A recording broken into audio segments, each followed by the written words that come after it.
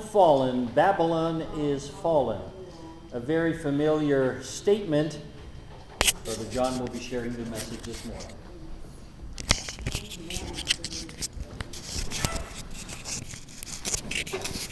Happy Sabbath. Welcome to our church service today. Hopefully this study can be a blessing to each and every one of us. Does anyone have memories from childhood they just never forget? Can you raise your hands? Any memories that you just think of fondly? When I was a kid, we lived 45 minutes plus from where we went to school. So every day my parents would put me in the car and drive us to school. And at first it was pretty close. School was in Castle Rock, maybe 15, 20 minutes away. Then we went to Powell Middle School, which was close to 40 minutes away, and then high school, also 45 minutes. And I have fond memories of sitting in the car every day, and what would we listen to, Val? 850 KOA every morning. And what was on 850 KOA? It was the sports talk radio and news. So I'd hear about the Broncos and who was signed and who was cut and training camp, and it was fun. I loved it. And whenever Velma took us, we'd listen to it then for sure because Velma was all up to date on the Broncos. So it was always good. We listened to sports. It was great. But then one day came, September 11th, 2001, and we were driving right on I-20, right on Santa Fe, just where it crosses C-470, and there was an interruption. There was news. And that is my memory of September 11th. That is burned into my mind. Do any of you have memories of September 11th? Some of you may have been in this country and have a set of memories. Some people here are from around the world, and they may have a different set of memories. But they had a recent little study that showed how many people within my age group know exactly where they were when that day occurred. And it was right there, I-25 C-470, breaking news, a plane had hit the World Trade Center. So here we are again, 20 years later, and I figured we had to at least think about this day, and it really ties into the topic of our study today. 20 years have gone by, and really, what have we accomplished? And you know, all these memories, they're burned into my mind, all these pictures. I remember we still went to school. School wasn't canceled. The towers hadn't fell yet. And when we got to high school, my parents dropped me off, and everybody was in the lunchroom. And on either side of the lunchroom, there was a huge screen set up, and we were watching this live on the news. Everybody watching this live. And we saw the replays, another plane coming and crashing the other tower, and then possibilities of there's other planes that are out there that may be going for the White House because the Pentagon has been hit. And we were kids. I was a freshman. I was in 9th grade. And this day has forever changed me. It has forever changed, I think, the United States and the world. There is no way you can say that this has not changed the world. Just like that, almost 3,000 people just vanished. I was listening to some statistics on the radio yesterday going home, and they only found the full remains of very few people.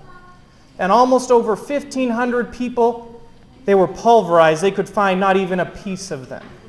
No one even for the family to bury. In fact, 20% of all Americans knew somebody who was affected by this day. And the killing didn't just stop there. People were sick from all that disease. You see that smoke from the towers going down. Those towers burned for months, supposedly, the ruins. With that acrid, burning smell people were breathing in every day. Firemen are still getting cancers, retiring early, bad lung disease from the effects of that day. So that was a very sobering day for me. And here we are, as 20 years go by, I just have a couple pictures. because all kinds of things happened. Very quickly, everyone was revved up for war. We were going to teach the Taliban a lesson. There you see Osama bin Laden. He claimed all glory. He's the one who did it all. And in a very short time, the mission was accomplished. President Bush was on the aircraft carrier giving the thumbs up. I'm currently reading a book called The Afghanistan Papers, and it goes through the whole war in Afghanistan. And it's just amazing, the lies, the deception that went into this war, where we thought we were doing something good, but everybody, all the generals covered it up. They just, oh yeah, we're getting better. Things are good. The mission's accomplished. But was it ever accomplished? It was never accomplished. Oh, maybe Obama, he accomplished the mission. Finally his ratings are going down, and he gets a break. We had missed bin Laden before, but he gets a break now, and he has this amazing mission where he sends SEAL Team 6 into Pakistan, in the middle of Pakistan, and they take out Obama. Wow, the mission, maybe now it's accomplished. They take out Osama bin Laden. Yet, nothing. What do we hear now? Just in July, this last July. Oh, we have an army over 300,000 strong, Afghanis. Everything will be fine. Everything will be fine. We've spent over $2 trillion in Afghanistan. We've built the country, we've built the army, we've built the system, we've left everything. If you look here, they were spending $300 million a day on equipment and training this Afghani army. Yet what happened?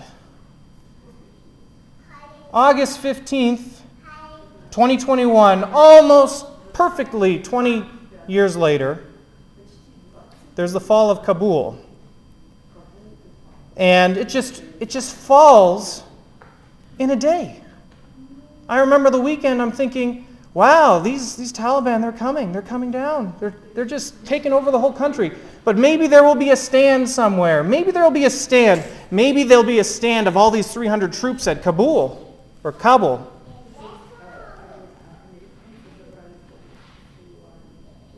But then you have visions of this on that Sunday. I mean, we go to bed Saturday night and we hear the Taliban is advancing, and the next day you wake up and they're there. What happened? The Taliban is everywhere. They're in the capital. The president's gone. He flew off with all the money. And then you have images of this. This day will be seared in my mind. I'm sure it'll be seared in all of your mind. The desperation. In fact, in some ways, Vietnam is seared in my mind, not because I lived then, but because I've read so much about it. As a kid, I was fascinated with Vietnam. I read many books on Vietnam, and this is another Vietnam moment. In fact, you look back here, that helicopter taking off from our embassy. So much like Vietnam.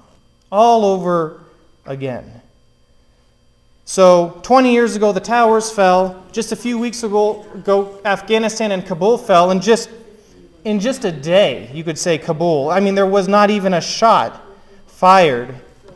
And as I watched these images on August 15th, this phrase came into my mind, and it was from Revelation 18:10. And it says, "Alas, alas, you great city, you mighty city Babylon, for in a single hour your judgment has come." Now, was Kabul a great city in our eyes? No. But no matter how stable it appeared, from what the president lied, from what the president of Afghanistan was lying, there's the news kind of covers it up, but there's actually a phone call where Biden talks to the president of Afghanistan and says, "I don't care how bad it is, make it look good." So no matter how stable the facade was there, Kabul was going to fall in a day, without a single shot fired. There were those who didn't believe the towers would fall, but they fell. There were those who didn't think that Afghanistan would fall, but it fell. And there are those in this world who think that the system, everything that's here, everything we know, is so stable, so firm, it could never fall. But what does Revelation 18 say? Revelation says it will fall. And when you look at Revelation 18:7, What does the prostitute say? The prostitute who rides the beast. What does she say? She says in her heart, I sit a queen, I am no widow, and mourning I shall never see. I will never weep, I will never be widowed, I will never be degraded. What I have will stand forever. And you know what? We have that feeling in this world. Many of us do, especially in America, where things are pretty stable. I mean, look how we weather the pandemic better than anybody else. But Revelation 18 also says, after she says that in 18:8, for this reason her plagues will come what and when? In a single day. Death, mourning, famine. She will be burned up with fire, for mighty is the Lord God who has judged her. Who is this great prostitute? Who is this Babylon? She's a very popular topic in our church, in the SDA. We love Babylon. We talk about it over and over again. What is Babylon? Very briefly, I'm not getting into the nitty-gritty here. I'm just trying to get us to think about our place in this time. But Babylon is a system of rebellion. And where do we see Babylon? Okay, we see it here, but we see it where? In history, in the Bible. It comes from Genesis, from Babel. That is the origin, Babel, where they thought they could make themselves as gods, and we will go up to God. That is where the origins of the system of Babylon came from. So that's the headwaters of Babylon. And then you have Babylon all throughout Israel's history, right? Eventually Babylon, which is a strong nation, a world-leading nation in its time, it takes over. First of all, before it takes over, it is a source of idolatry, a false religion, okay? And then eventually it becomes a military group that is able to take over the city and the people of God. So God's people go into captivity. You have it there in Psalms, by the rivers of Babylon where we lay down, and there we wept when we remembered Zion. Then what happens in Isaiah? Isaiah 21, verse 9.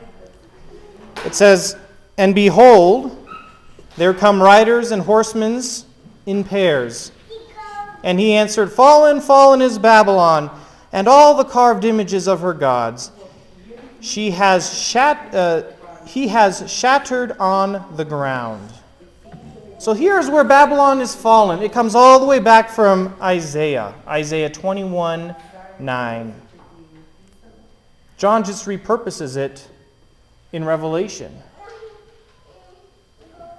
So who is this great prostitute? Was she destroyed when Persia destroyed Babylon?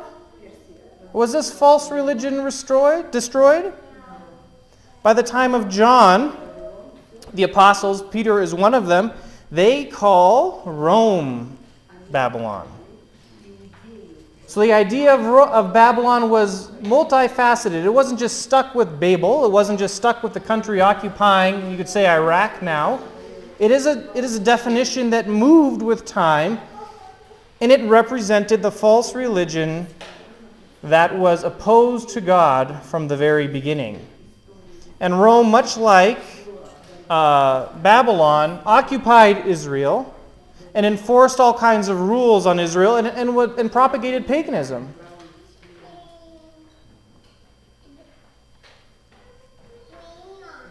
Then we come to Revelation 17.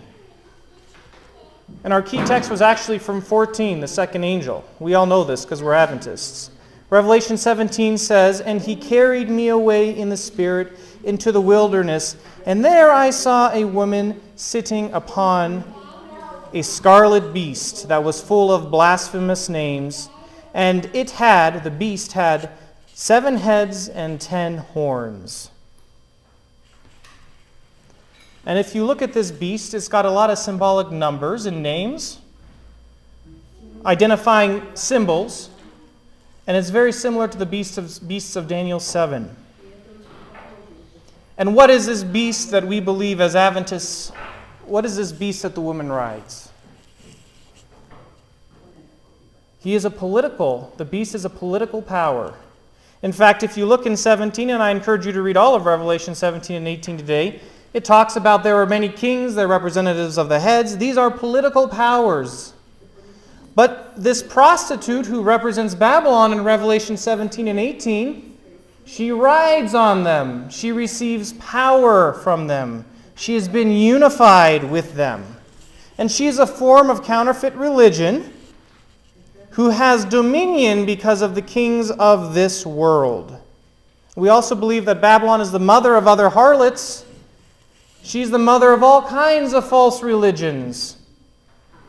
And Ellen White says in many of her writings, those false religions, those other false harlots, are Protestant offshoots that we have in our country today. Testimonies to Ministers and Gospel Workers, page 62, says, "For all the nations have drunk of the wine of the wrath of her fornication. It is a wrath which is created by false doctrines. And when kings and presidents drink this wine, the wrath of her fornication, they are stirred with anger against those who will not come into harmony with the false and satanic heresies which exalt the false Sabbath, and lead men to trample underfoot God's memorial." So once you have a unification of religion and the political world, that's when you have the conditions that set up the polarity of society that we will see in the end times and that we are already seeing today. But we need to be careful because this is not Babylon on its own. These are not the kings of the world on their own. They are all being influenced by Satan, who is clothed as an angel of light. Again, Testimonies to Gospel Workers. Actually, no, this is Testimonies to Gospel Workers, page 604. "Fearful is the issue to which the world is to be brought. The powers of earth, uniting to war against the commandments of God, will decree that all, both small and great, rich and poor, free and bond, conform to the customs of the church by observance of the false Sabbath." So, everyone, in my mind, I thought, Kabul, there will be something going on. Kabul will not fall. They will stand. But you know what? They fell just as easily as Babylon here in Revelation will fall. Everything may seem stable. And right now, it's harder and harder to believe that anything is stable. Because we see society, we see Babylon unraveling before our very eyes. But yet she says in Revelation 18:7, she says, "I sit a queen, I am no widow, mourning, I shall never see." So she's still very arrogant. She still feels that she's in complete control. And do you see the arrogance and hypocrisy of Babylon in our daily life? I can give us some examples. So we're horrified by the lives claimed by COVID. And let's put things into perspective. Almost 3,000 people died on September 11th. You know what our dying average is right now every day from COVID? Our 7-day average is 1,600 people are dying in the United States every day. Yesterday, around 4,000 people died. We're having a September 11th. At some of these peaks, there was well over 5,000 people dying every day. These are September 11ths that we miss, especially if you're healthy, especially if it's not a loved one of yours that isn't dying. It was so shocking. September 11th was so shocking, but every day we have a tragedy going on in this world. Just in the United States, not talking about all the other horrible tragedies and war crimes and destruction in Afghanistan. So we're horrified by all these lives claimed by COVID. Yet just this week, I hear the government is going to sue Texas because of their laws on abortion restriction. So let's look at the contradictions of Babylon. We like to be arrogant when we're Babylonians in this country. We love and value life. So you look at COVID-19. In 2020, 375,000 people died, which is terrible. But in 2018, in abortions alone, medical and surgical abortions, the low number is 619,000 babies aborted. 619,000 up to almost 1,888,000. The CDC has the low number. Statistica.com, abortions, has the high number. So what do we say? We say there is no right for anyone to choose because it's good for society that everyone get vaccinated. No choice for you, follow the science. But then on the other side, everyone has a right to choose who they're going to kill. This isn't life, let's ignore the science. These are the contradictions, brothers and sisters of Babylon. We like to define life by different things. And for how long? I was looking back in the 80s, over 1 million babies a year. It's actually come down a bit. Over 1 million babies a year we were aborting. But this is the science, this is the twisted, this is the haughty world we live in today. And what does the Lord say in Revelation 18:5 and 6? He's been watching these sins. They've been heaping up as high as the heaven, and God has remembered her iniquities. He will pay her back as she herself has paid back others, and repay her a double portion for her deeds. Mix a double portion for her in the cup that she has mixed. It was just ironic. I've had a lot of epiphanies recently of how we like to twist our numbers and how we are so hypocritical as a country and as a nation. And because she is so hypocritical and her numbers and her sins have been heaped up to heaven, it says here in Great Controversy, page 613, it compares the angel that destroyed the Egyptians and the angel that went to destroy the people of David when he numbered the people of Israel. And then it says here, that same destructive power exercised by holy angels when God commands will be exercised by evil angels when he permits. There are forces now ready and only waiting the divine permission to spread desolation everywhere. And what will all the people in the all the people, the merchants, the shipmen, the marketplace people of Revelation, what do they say? Oh, what a city, what a great city. And they throw dust on their heads, and they weep and they mourn, crying out, alas, alas, for that great city, where all who had the ships at sea grew rich by her wealth, for in a single hour she has been laid to waste. From India, from Africa, from China, from the islands of the sea, from the downtrodden millions of so-called Christian lands, the cry of human woes ascending to God, that cry will not long be unanswered.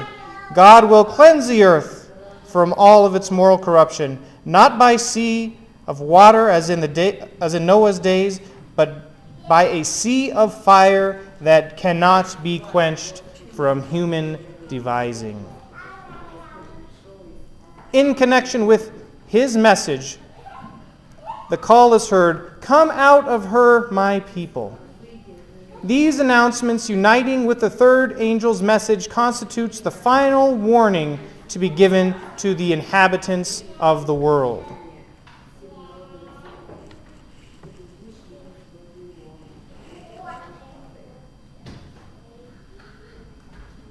The message is simple for us today. You know, I think of August and September and you think, wow, how this country has failed. And as an American myself, it kind of hurts a bit, you know, because we think that we're making something better.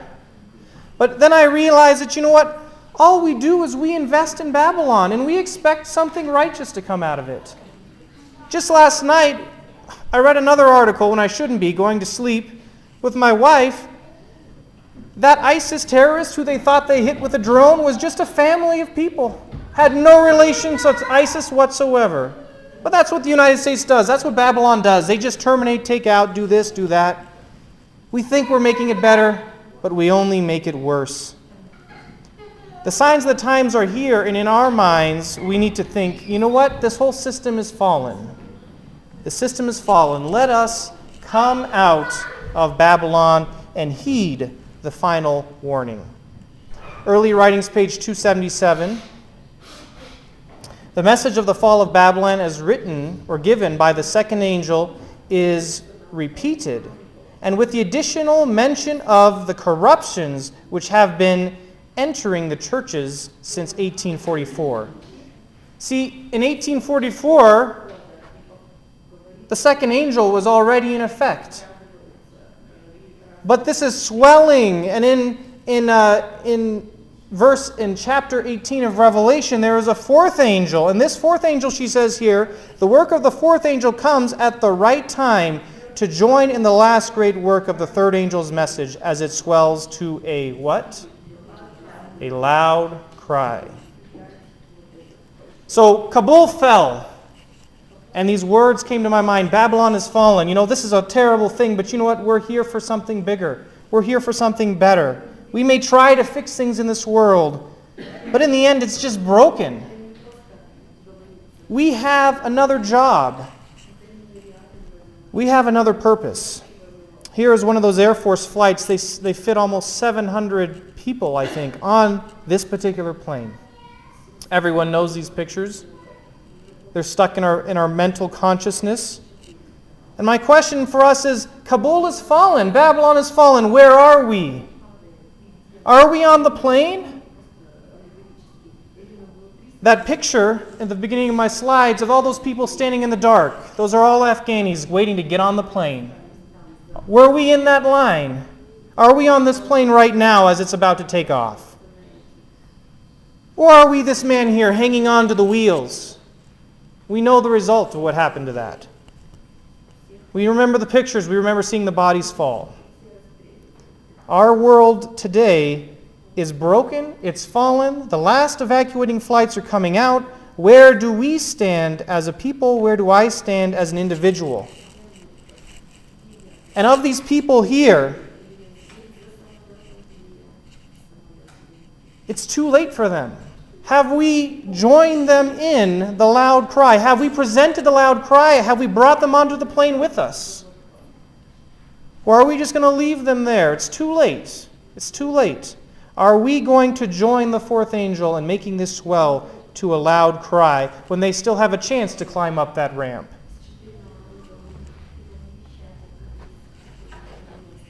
Testimonies, Volume 8, page 653. And through the lack of zeal for the promulgation of the third angel's message, many others, while not apparently living in transgression, are nevertheless as verily lending their influence to the side of Satan as are those who openly sin against God. That's hard. We can look so good. We can come to church, but it's just by the fact that we're just passive. We're just the lukewarm Christian. We are lending our cause to Satan. She goes on to continue here, multitudes are perishing, but how few are burdened for these souls. There is a stupor, a paralysis upon many of the people of God, which prevents them from understanding the duty of the hour. Are you so paralyzed you can't get into the airport? You're just going to sit in Kabul and wait for Biden to get you out later? Or are you so paralyzed that you're not telling other people it's over? You know, this Babylon has fallen. They had maybe a few days as Afghanistan fell piece by piece. But then when suddenly the Taliban is in the capital, then they're all rushing at the airport. Are we paralyzed with inaction? What did Mordecai tell Esther? Were you here to not come to the kingdom for such a time as this? For us, it's not the kingdom, but are we placed on this world for such a time as this? Are we ready to join the fourth angel and to make the loud cry swell to fill the whole earth? Because I think that this is the very end. This is near the very end. And the Lord has predicted in Revelation 18 the fall of Babylon. So my wish and prayer for us all today is that we get on that plane, and we get our friends and family on that plane, and we make this loud cry spread to the whole world, because we were placed for this very hour. Amen. Thank you so much, Brother John, for sharing this timely message on a day that we all remember in our minds. In closing, let us use our melody books